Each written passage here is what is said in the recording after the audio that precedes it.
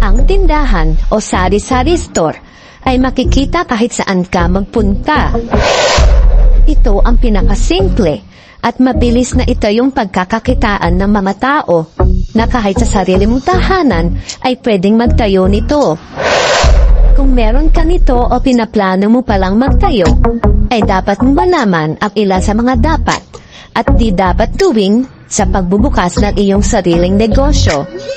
Kung ikaw ay naniniwala sa mga pamahiin, ay kailangan mo malaman ng ilan sa mga kasabihan o tradisyon sa pagbubukas ng iyong tindahan at mga ilang pampaswerte upang pumasok ang biyaya at positibong enerhiya sa iyong sari-sari store. Narito ang ilan sa mga paniniwala na nagmula pa sa ating mga ninuno. Pinturahan ang tindahan ng kulay light green or white. Ang mga kulay na ito ay maghahatak ng positibong enerhiya at good vibes. Hindi maganda na magsimula ng negosyo tuwing araw ng Lunes, kaya huwag na itong gagawin. Kung ano raw ang mangyayari sa negosyo mo sa araw na ito, ay iyon na ang mangyayari sa buong linggo. Kaya kapag minalas ka sa unang araw na ito, ay buong linggo kang mamalasin. Magbukas ng tindahan bago sumikat ang araw.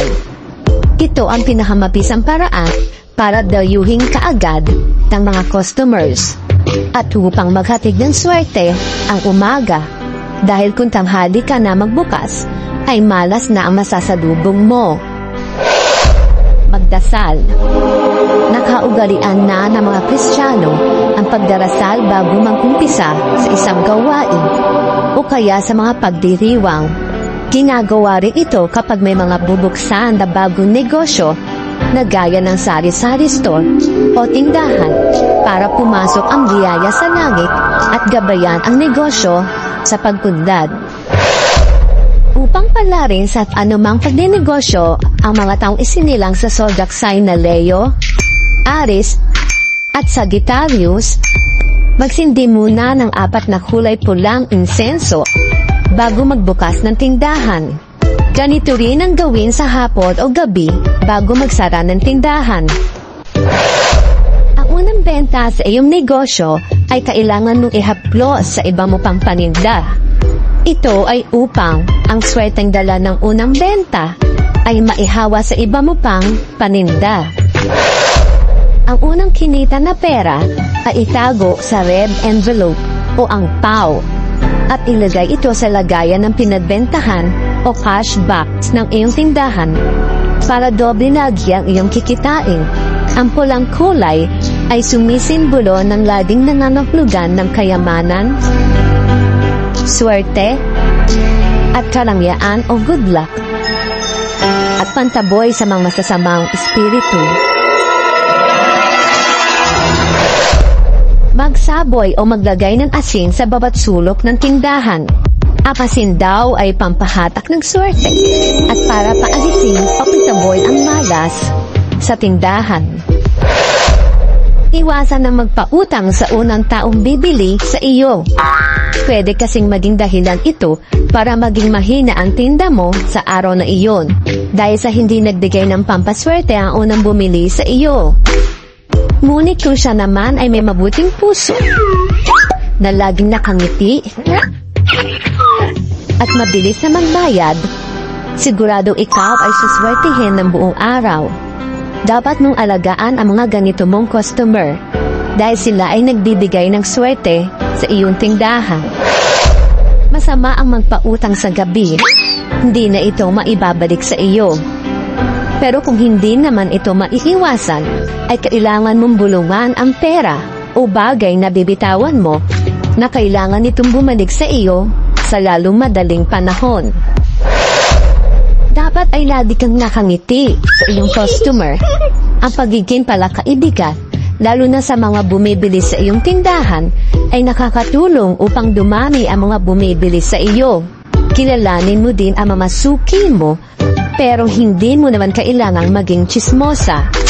Pamamamusta sa kanila ay isang mabisang paraan para dumami ang iyong customer. Tumulong sa nangangailangan. Hindi naman masama ang utang sa negosyo, lalo na kung ang tutulungan mo ay kaya namang magbayad pagdating ng takdang araw. Ang pagtulong sa kapwa ay sinusuklian ng langit dahil sa kabutihang ginawa mo sa iyong kapwa. Iwasan ang pagsagot ng wala. Siguraduhin na lahat ng pangangailangang bibilhin ng iyong customers ay mayroon ka. Ngunit kung wala ka talagang tinda na mga hinahanap nila, ang dapat mo lang isagot ay naubos na. Para sa susunod na kailanganin niyang muli iyon, ay babalik siya sa tindahan mo. Kailangan mo rin itinda ang hinahanap ng iyong mga customers para mas swertihin ang inyong negosyo. Alamin mo ang mga pangangailangan ng mga bumibili sa inyong lugar. Hanggat maaari ay huwag sisipol sa loob ng tindahan. Ito ay humahantong sa mga problemang pampinansyal at upang di maharang ang pagdaloy ng pera sa iyong tindahan. Maghalo ng tiyong dahon ng basil, tubig at asin sa bangkok. At irisik ito sa mga paninda at sa lugar ng tindahan. Ang basil leaves daw ay may bango na nag-aakit ng customers. Ang tubig at asin naman ay pampaalis ng malas. Magsabit ng pulang tela na may asin. Ito naman ay pangwanta daw sa malas. Magsabit ng isang balot ng asin sa loob ng tindahan. At dapat palitan ito tuwing ika-10 araw. Ito ay magsisilbing pantaboy ng malas. Magsabit din ng chime na may balahibo ng manok. Dahil ang balahibo ng manok ay nangaakit ng swerte. Maglagay ng salamin sa harap ng lagayan ng pera na napagbentahan o cash box para dumoble ang iyong kita. Magsabit ng salamin sa harap ng pasukan ng tindahan, pero hindi dapat magkatapat ang salamin at pinto. Ito ay para makaakit ng positibong enerhiya. Magsabit din ng chime na pinya sa labas ng pinto. Ang pinya ay nauugnay sa good fortune ayon sa Chinese Feng Shui. Pwede rin gumamit ng mga merchant's stones gaya ng citrine, hematite, garnet, quartz, malachite, aventurine, at agate. Ilagay ang alinman sa mga nabanggit na crystal stone sa green telang supot at italo sa cash box na pinaglalagyan ng mga napagbentahan ng iyong tindahan. Pwede mo ring isuot bilang bracelet o pendant ng kwintas.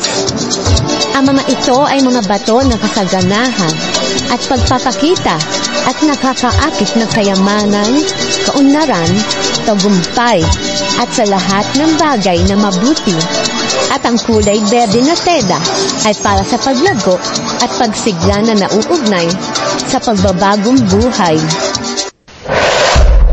Magsuot ng gold or silver jewelry sa kanang kamay. Ito ay maaaring magbigay ng isang magandang kinabukasan sa inyong plataforma. Matulungang mapalago ang iyong negosyo.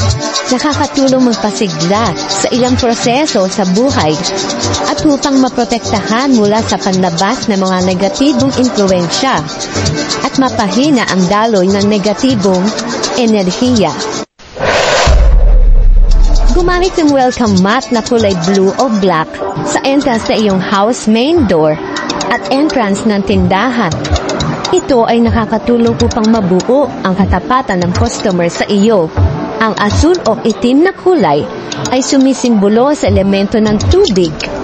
At ang tubig ayon sa Chinese Feng Shui ay sumisimbolo ng prosperity and abundance o kasaganaan. Magsuot ng jade na pulsera sa kaliwang kamay. Ayon sa kulturang Chino, ang jade ay sumisimbolo ng yaman, kalusugan, at proteksyon. Ang jade bracelet ay may kakayahang protektahan ang sinumang nakasuot nito sa anumang pinsala na makasisira sa kanya. na maging posibleng magresulta ng kanyang pagbagsak. Kaya magsuot ito para di bumagsak o malugi ang tindahan. Mag-display ng palakhang may nakasubong Chinese coin sa tindahan at bahay. Ang money frog ay simbolo ng kayamanan at kasaganaan. Magdadala ito ng pera at magandang kapalaran sa iyong tindahan at nakakatulong ito na akitin o protektahan ang kayamanan at mga bantay laban sa malas. Hindi dapat ito nakalagay sa harap ng pintuan ng iyong tindahan, palabas. Huwag din ito ilagay sa mataas na lugar dahil ang perang maaakit nito ay hindi aabot sa iyo. Dapat ay ipatong ito sa sahig na hindi matatapakan. Magtanim ng sili sa magkabilang gilid ng tindahan. Kung walang lupang mapagtataniman, itanim ito sa 2 paso. Ang mga halaman ng sili ay naiuugnay sa pag-ikot ng swerte patungo sa mas mahusay. Ang sili ay pamparami ng pera at pampaswerte sa tindahan. Ang mga munting tindahan ang takbuhan ng tao para bumili ng mga kulang na sa agarang pangangailangan sa bahay. Sa bawat pagtawag ng "pabili po", ay makakabili ka na agad. Dahil siguradong ang hanap mo ay naroroon.